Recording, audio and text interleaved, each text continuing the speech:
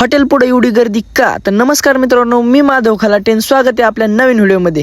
तुम्हाला पुढे सगळं सांगतो. डोळ्यांना जरा जास्तच थंडी वाजत होती, त्यामुळे घातला होता काळा चष्मा. बाजारात आज ककडी नाही तर काकडा आलता. ही गाडी बघून माझ्या डोक्यात पार मुंग्या आलत्या. ही गाडीचं चाक कुठं चाललंय? हायस्कूलमध्ये आलतो चहा घेऊन. 10वी सुटल्यानंतर पहिल्यांदाच मला स्पिनर बघायला भेटला होता. हॉटेलला आलो आणि कोथिंबीर टाकून भात परतून घेतला होता. लिंबू मिरची शिवाय काही मजा नाही बरं का.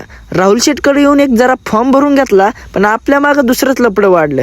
गाडीचं मरगाडगं गेलं तर तुटून. मग काय, भरत खेडेकरांच्या शॉपला आलो आणि दिले त्यांना चहा आणि आपलं काम घेतलं करून.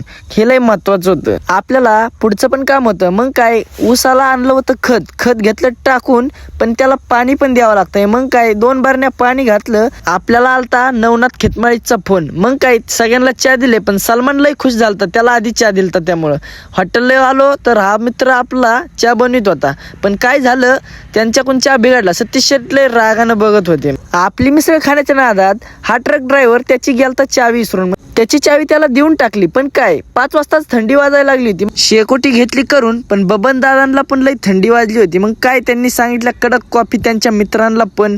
बबन दादांची थंडी गेली ती निघून आणि मी पण जातो निघून. भेटू पुढच्या ब्लॉग मध्ये.